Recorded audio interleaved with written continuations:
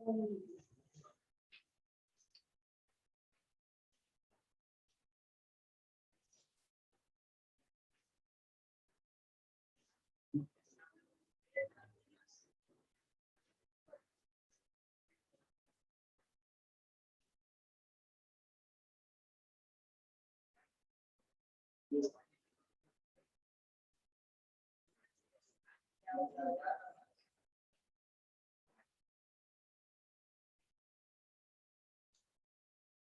जो है हम लोग को यही पढ़ना है, resolution of vector in space. इसके बारे में कुछ बातें आपको बताए थे, बाकी विशेष बातें आज हम लोग पढ़ेंगे। स्पेस का मतलब 3D होता है, 3 एक्सिस का सिस्टम होता है। यहाँ पर x axis, y axis, z axis, तीनों एक्सिस लिया जाता है। यहीं पर हम लोग ऐसे लिख देंगे, let a vector A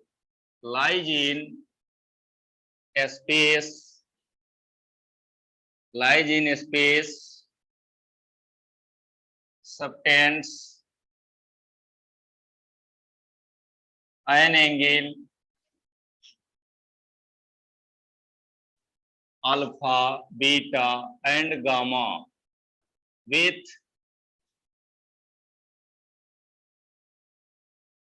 x axis, y axis and z axis.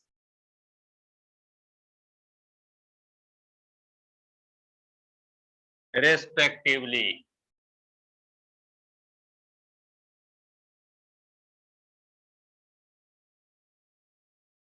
यहाँ पर फिगर में भी हम लोग ड्रॉ कर देते हैं।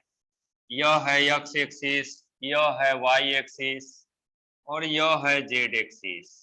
This is imaginary Z axis.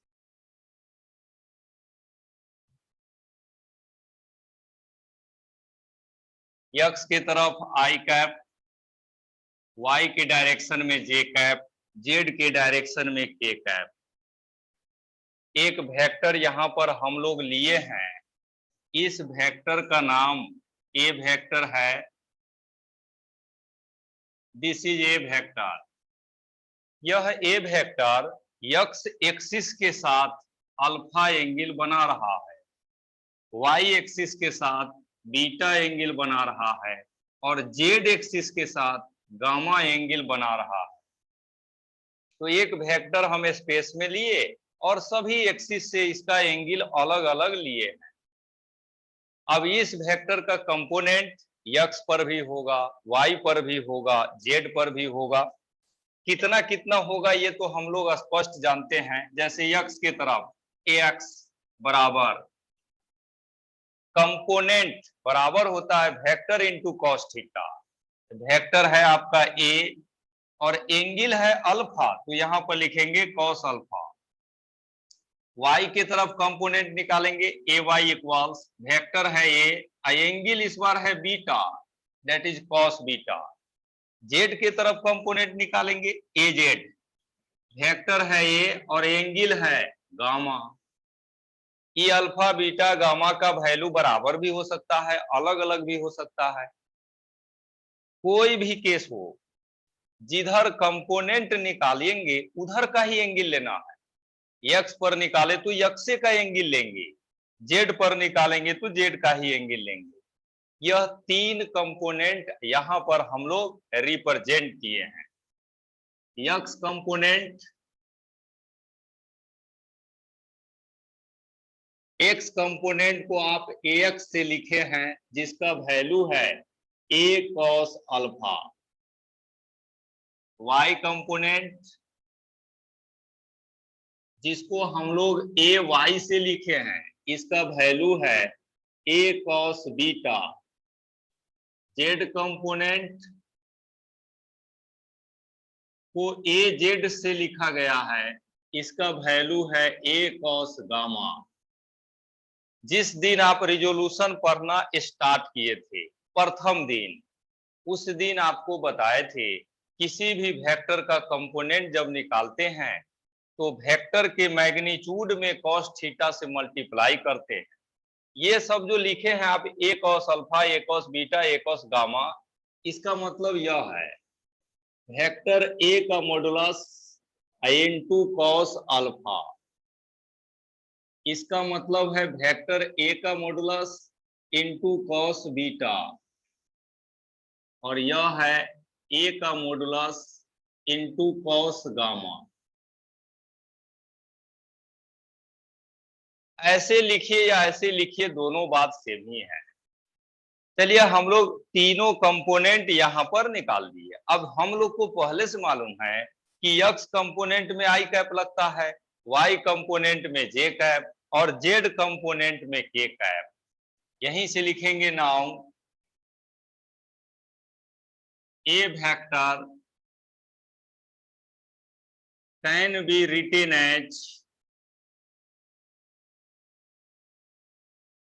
यहीं से लिख देंगे ए वेक्टर इक्वल्स x के तरफ जो कंपोनेंट आप लाएंगे आई कैप, y के तरफ जो कंपोनेंट लेंगे जे कैप, z के तरफ जो कंपोनेंट लेंगे के कैप। स्पेस और प्लेन में यहीं पर डिफरेंस है।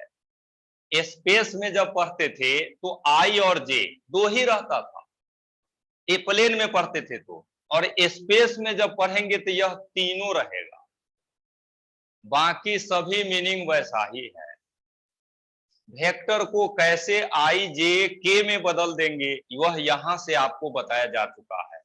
एक्स के तरफ कंपोनेंट निकाल लीजिए, जैसे 10 आया यहां पर 10 आई कैप, वाई कंपोनेंट 3 आया तो 3 जे कैप, तो जिसका जो वैल्यू आएगा वह लिख करके आई जे के कैप लगाना है और सबको ऐड कर देंगे, डेट इक्वल्स वेक्टर ए। तो रिजोल्यूशन कैसे करते हैं ये बता दिए, एंगल दिया रहेगा हम लोग निकाल लेंगे और तब सब में आई जे के लगाएंगे। ये हो गया रिजोल्यूशन करने का तरीका। अब आगे, अगर कोई वेक्टर स्पेस में रहता है, आई जे के तीनों में रहेगा, तो उसका मैग्नीट्यूड और डायरेक्शन भी आप निकाल सकते हैं। उसको बताए उससे पहले एक एग्जांपल यहां पर देखिए। कोई वेक्टर जैसे सी वेक्टर बराबर लिखा हुआ है आई कैप प्लस 4 जे कैप प्लस 2 के कैप, ऐसा लिखा हुआ है तो हम लोग समझ जाएंगे this is x component, y component, z component. ये जो 2 लिखा हुआ है this is called C z, z component. ये जो 4 लिखा हुआ है दिस इज वाई कंपोनेंट। यहाँ पर नहीं कुछ है, इसका मतलब 1 है। यह 1 जो लिखा हुआ है दिस इज एक्स कंपोनेंट। आई के साथ जो भी रहेगा एक्स कंपोनेंट, वाई के साथ रहेंगे जे कंपोनेंट, जेड के साथ रहेंगे के कंपोनेंट। वहीं पर इसको लिख दीजिए। अब हम लोग शुरू करते हैं मैग्नीट्यूड और डायरेक्शन निकालने का नियम सीखते हैं।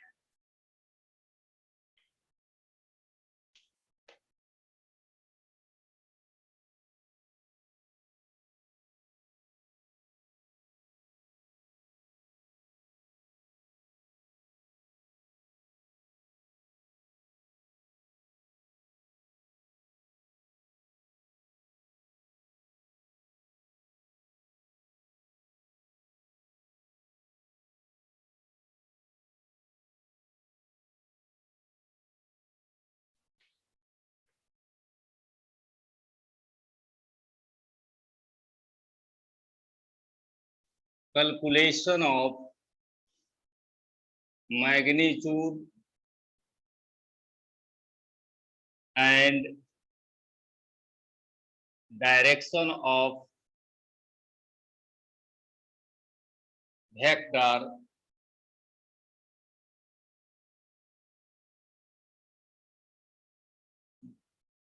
Lies in space.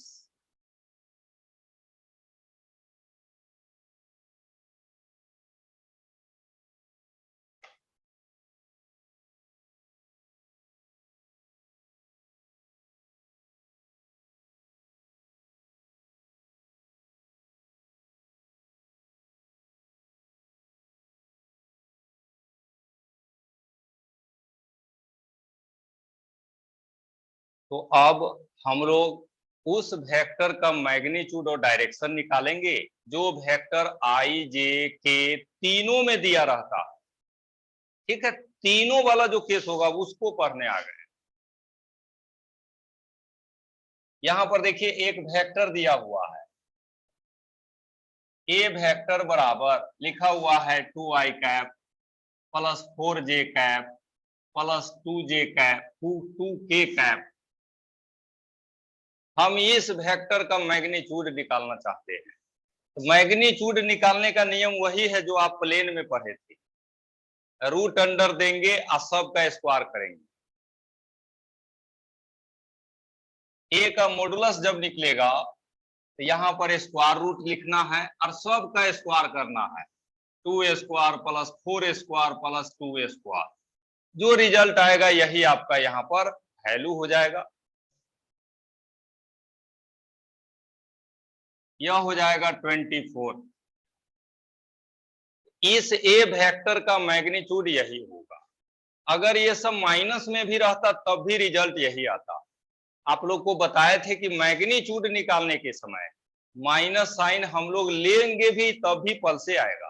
ऐसे भी वेक्टर का मैग्नीट्यूड कभी भी माइनस में नहीं होता है, हमेशा प्लस में होता है। इसीलिए हम लोग हर बार प्लस ही लेंगे। तो मैग्नीट्यूड निकालने का नियम सेम है। अब डायरेक्शन निकालने का नियम सीखना। स्पेस वाला वेक्टर में जब डायरेक्शन हम लोग पढ़ते हैं तो यहां पर कुछ काम हम लोग को सीखना पड़ता है।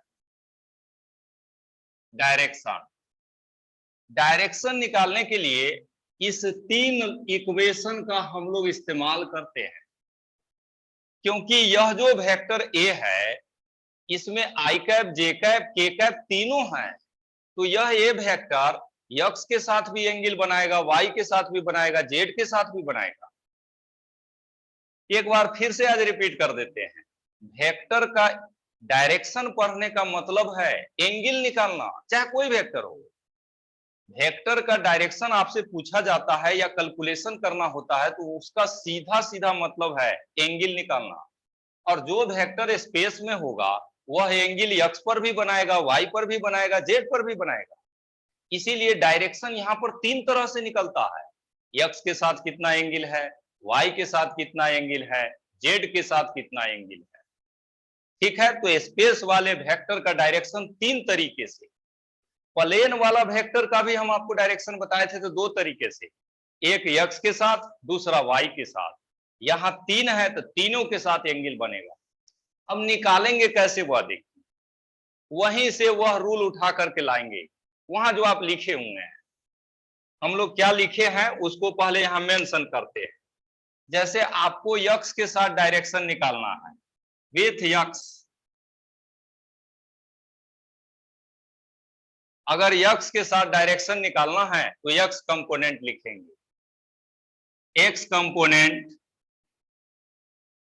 बराबर हम लोग जानते हैं ए कॉस थीटा होता है या ए कॉस अल्फा। हमको यह चाहिए अल्फा एंगल, डायरेक्शन का मतलब है एंगल चाहिए। यहीं से हम लोग लिखेंगे कॉस अल्फा बराबर होगा एक्स कंपोनेंट बाई वेक्टर। अगर हम लोग डायरेक्शन निकालेंगे तो इस तरह से, ये जो एंगल आप निकालेंगे अल्फा यह एक्स का है।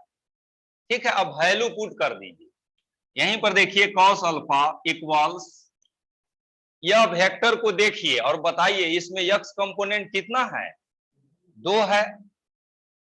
और नीचे जो आप लिखे हैं ए, यह ए का क्या मतलब होता है, सो यहां बगल में हम इसीलिए लिखे थे, इसका मतलब है मैग्नीट्यूड ऑफ ए वेक्टर। आप बताइए ए वेक्टर का मैग्नीट्यूड कितना है, √24। अभी जो आप निकाले हुए हैं यहां पर लिख देना है √24।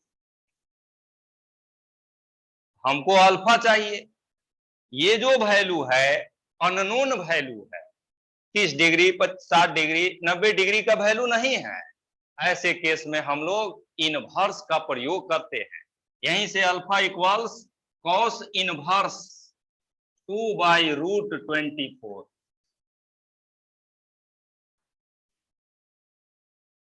स्पेस वाले वेक्टर का डायरेक्शन ऐसे ही निकाला जाता है।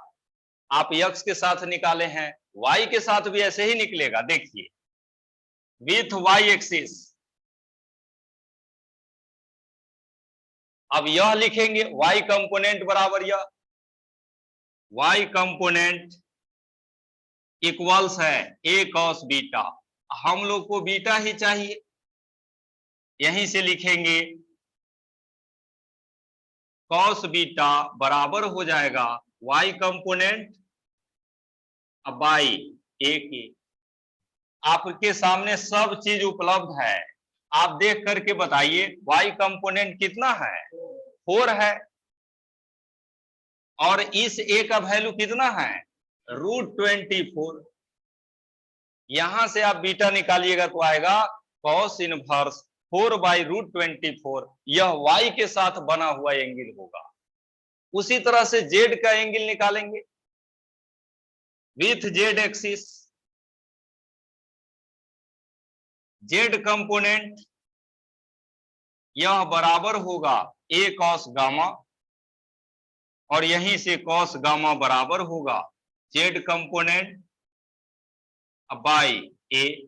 z कंपोनेंट कितना दिया है, 2 है, बाई a वेक्टर आपका √24, यहीं से gamma equals cos inverse.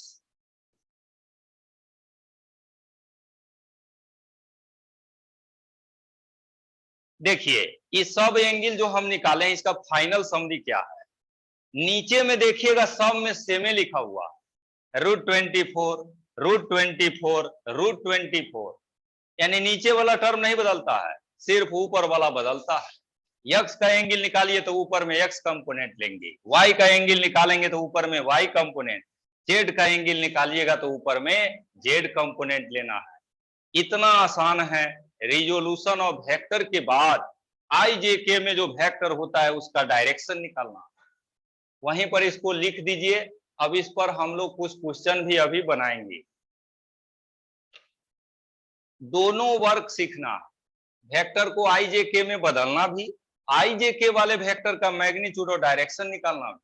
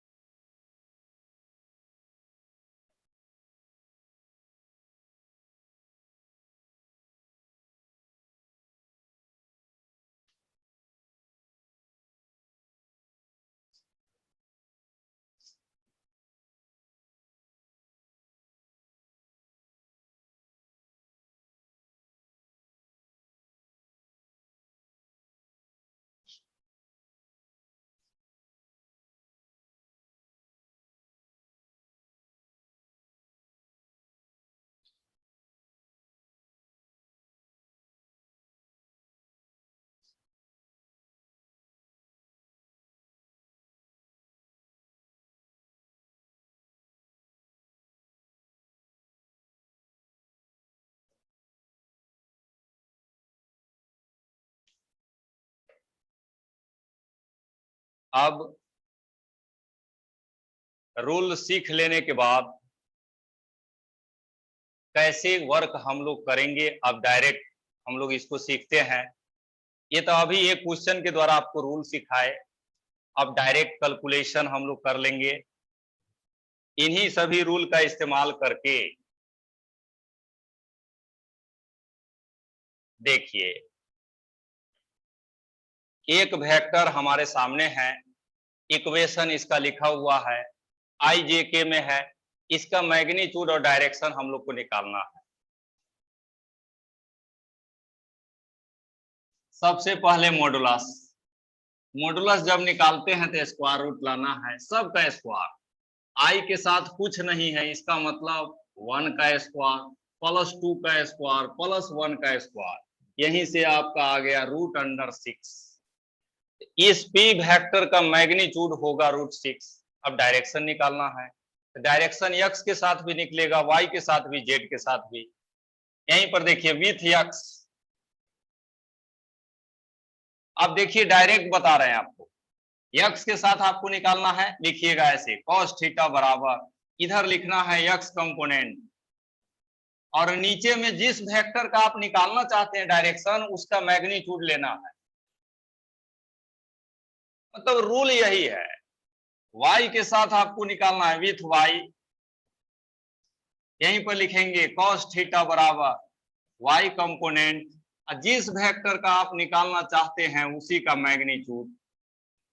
z के साथ निकालना है, फिर वही बातें, cos theta equals z component by p vector का मॉडुलस। x के साथ निकालना है तो x कंपोनेंट लिखेंगे, y के साथ निकालना है ऊपर में y कंपोनेंट, z के साथ निकालना है ऊपर में z कंपोनेंट। रूल यही है, लेकिन सब में cos थीटा लेना है, cos के बदले tan नहीं, sin नहीं, ये सब आप नहीं ले सकते हैं। आप हमेशा cos में कैलकुलेशन करेंगे, यहाँ पर cos में करिएगा तो परेशानी कम होगा। ऐसे आप sin tan में भी कर सकते हैं, लेकिन उतना ज्यादा मैथ यहाँ लाने की जरूरत नहीं है। cos में डायरेक्ट आपको मिल रहा है तो दूसरे के बारे में सोचना भी यहाँ पर उचित नहीं है। तो देखिए सब वैल्यू अब रखना है, cos थीटा बराबर x कंपोनेंट वहां से पढ़ लेंगे कितना है 1, और p का मैग्नीट्यूड है √6। इसमें आइए cos थीटा बराबर y कंपोनेंट वहां से देख लेंगे कितना है, y कंपोनेंट यहां से देखना है, 2 नहीं है -2 है, लेना है -2, और नीचे में है √6। यहां पर आइए cos theta equals z component कितना है 1 बाई √6। ये जो आंसर आप लाए हैं, देखिए x और z दोनों में सेम आया, इसका मतलब यह p वेक्टर x के साथ जितना एंगल बना रहा है उतना ही z के साथ बना रहा है। इस तरह से हम लोग बहुत आसानी से डायरेक्शन निकाल लेते हैं।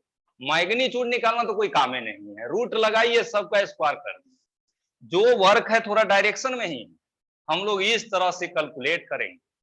वहीं पर इसको नोट कर लीजिए,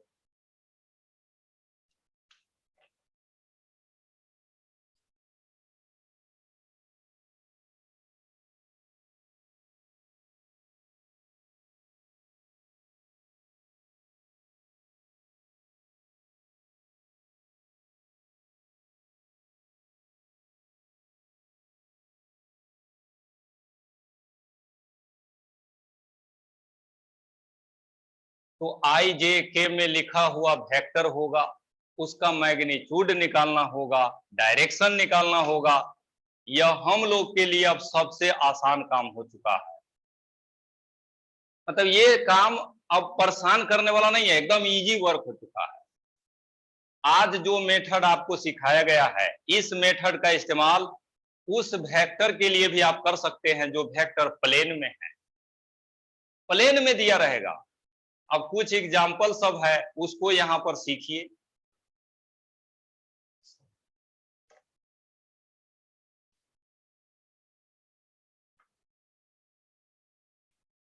यहां पर सब लोग देखिए एग्जाम्पल,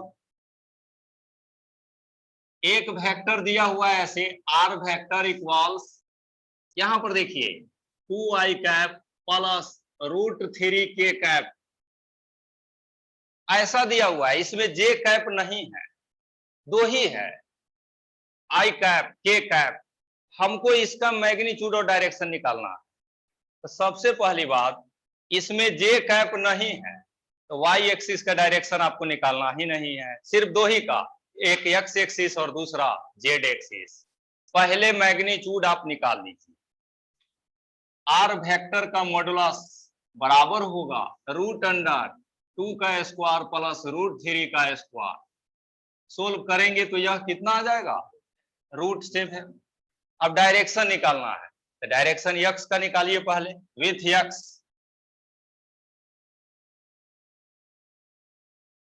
यहीं पर लिखेंगे cos थीटा बराबर यक्स कंपोनेंट बाई जो वेक्टर है उसका मॉडुलस। आप देख लीजिए यक्स कंपोनेंट कितना लिखा हुआ है, 2 है, मॉडुलस कितना है, √7। यहीं से थीटा बराबर हो जाएगा cos इनवर्स 2/√7।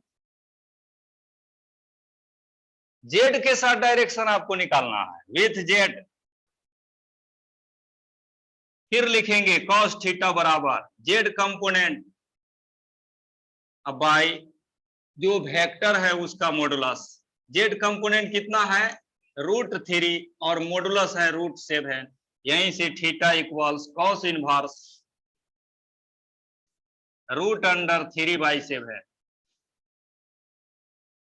तो आज जो रूल सीखे हैं ना, यह सबके लिए एप्लीकेबल है, प्लेन वाला भी, स्पेस वाला भी, सब में एप्लीकेबल है। शर्त यही है कि आपको cos थीटा यूज करना है। आप cos थीटा यूज करेंगे तो सबके लिए एक ही रूल है। जिस दिन रिजोल्यूशन इन प्लेन आप पढ़ रहे थे उस दिन हम tan थीटा से एंगल निकाल रहे थे, उस दिन अलग परिस्थिति था। आज स्पेस पढ़ लेने के बाद सबका एंगल आप cos में निकाल सकते हैं।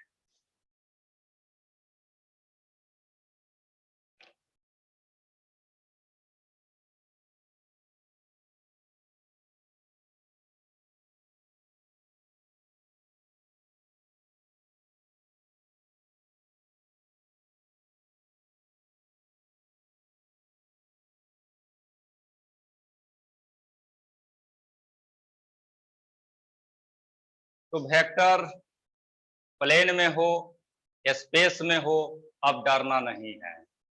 एंगल भी निकालने आ गया है, डायरेक्शन भी निकालने आ गया है, मैग्नीट्यूड भी निकालने आ गया है।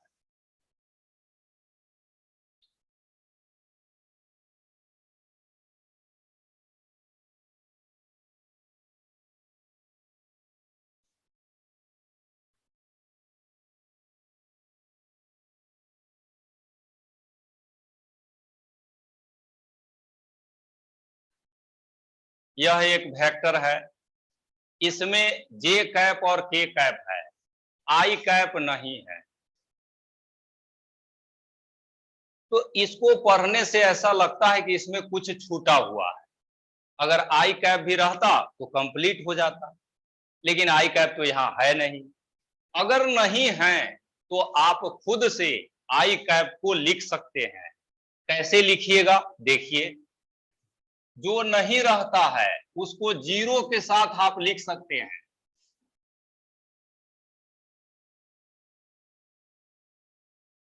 जैसे आई कैप मिसिंग था, आई कैप को ले आए। आई कैप मिसिंग का मतलब एक्स कंपोनेंट नहीं था, तो 0 लेकर के इसको ला सकते हैं। अब यह जब लिख लिए हैं तो सब काम आप आसानी से कर लेंगे। सी का मॉडुलस √0 का स्क्वायर प्लस 1 का स्क्वायर प्लस √3 का स्क्वायर, सोल्व करिएगा तो यह आ जाएगा 2। अब देखिए डायरेक्शन निकालना है। डायरेक्शन एक्स के साथ, एक्स के साथ देखिए, यहीं पर लिखेंगे cos अल्फा या cos थीटा बराबर एक्स कंपोनेंट बाई जो वेक्टर है उसी का मॉडुलस। आप ही लोग बताइए तो एक्स कंपोनेंट कितना है, 0, और मॉडुलस कितना है, 2। आप बताइए, इसको सोल्व करेंगे, 0 में 2 से डिवाइड करेंगे तो कितना आएगा, 0 आएगा। थीटा बराबर कितना आएगा, अब cos थीटा कितना एंगल पर 0 होता है, 90 डिग्री पर। एंगल का वैल्यू यहाँ 0 नहीं आएगा, एंगल का वैल्यू 90 डिग्री आएगा। यानी यह वेक्टर y एक्स एक्सिस के साथ 90 डिग्री एंगल बना रहा है। तो अगर कोई नहीं है तो उसका मतलब 90 डिग्री एंगल उसके साथ बन रहा है। इस क्वेश्चन में देख रहे थे जे कैप नहीं था, इसका मतलब y एक्सिस के साथ 90 डिग्री एंगल था। एक्स का एंगल आप निकाल लिए, y का भी निकलेगा विथ y। यहीं पर लिखेंगे cos थीटा बराबर y कंपोनेंट देखिए कितना है 1 और नीचे आ गया 2। अब देखिए cos थीटा 1/2 कितना डिग्री पर होता है 60 डिग्री पर, तो थीटा बराबर 60 डिग्री। देखिए डिग्री मालूम है तो डिग्री में आंसर। इस क्वेश्चन में 2/√7 cos थीटा का वैल्यू किस डिग्री पर होता है ये हम लोग नहीं जानते हैं, इसीलिए यहाँ पर इनवर्स का प्रयोग होता है। ये जानते हैं इसीलिए 60 डिग्री लिखी। उसी तरह से आप जेड एक्सिस का भी एंगल कैलकुलेट कर सकते हैं। यह था resolution in space and calculation of magnitude and direction of A vector lies in space. तो जो कार्य आज हम लोग कर शुरू किए थे वह फिनिश्ड हो चुका है। अब इसी से रिलेटेड अगला वर्क सीखते हैं।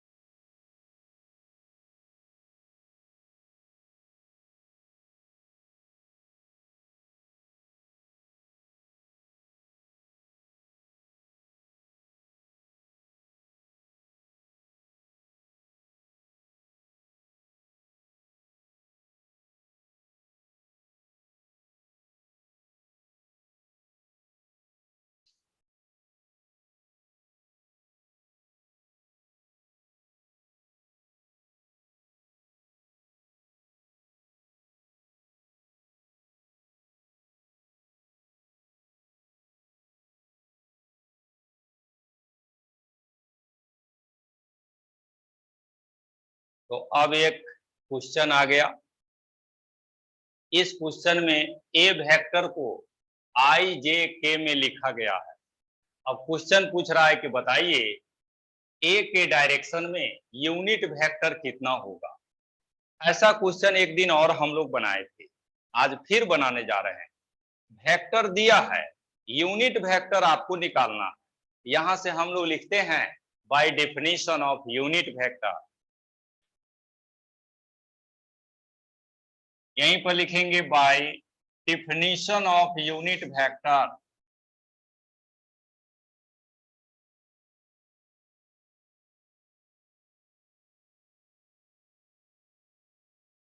एक दिन बताए थे, आज आप लोग बताइए यूनिट वेक्टर के डेफिनेशन के अनुसार क्या लिखा जाता है।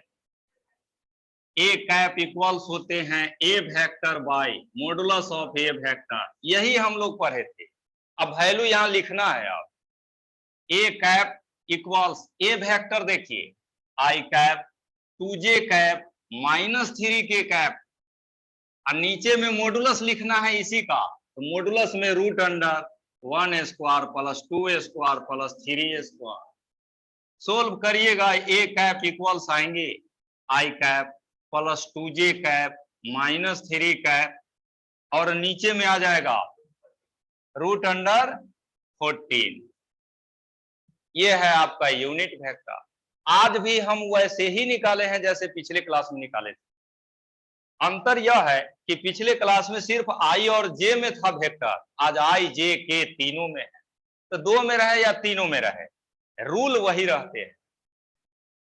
एक और है इसी के जैसा क्वेश्चन, उसको भी हम लोग अभी बनाते हैं।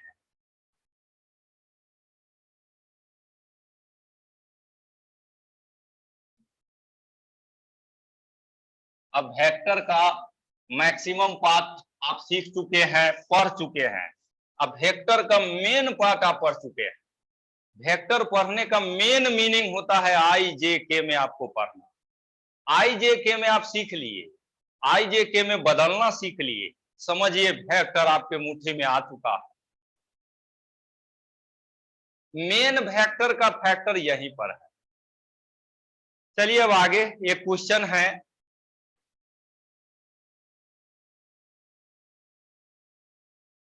एफ, यहां पर देखिए ए वेक्टर बराबर 0.3 आई cap plus 0.6 J cap plus N K cap and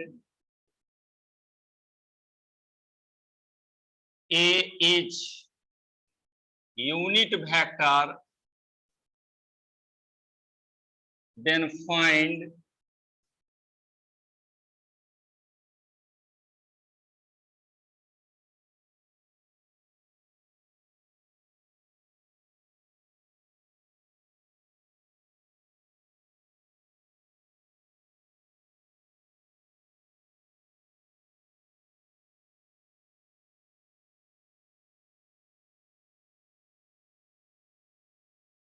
यहां पर एक वेक्टर दिया गया है, जी किस तरह से दिया गया सब आपके सामने है, अच्छा से हर वर्ड को पढ़ लीजिए।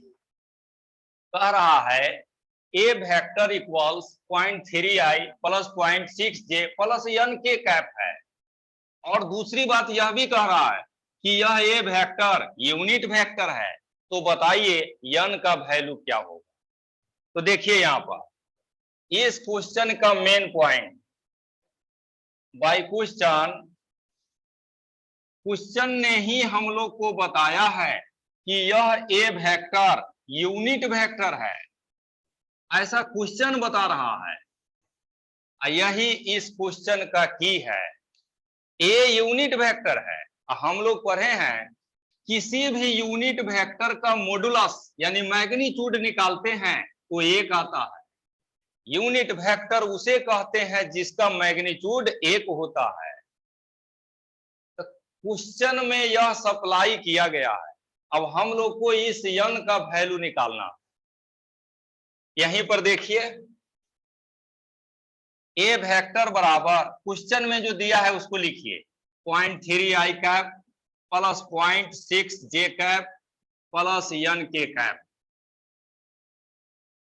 हम लोग को देखिए ए का मॉडुलस मालूम है तो ए का मॉडुलस निकाल लेंगे।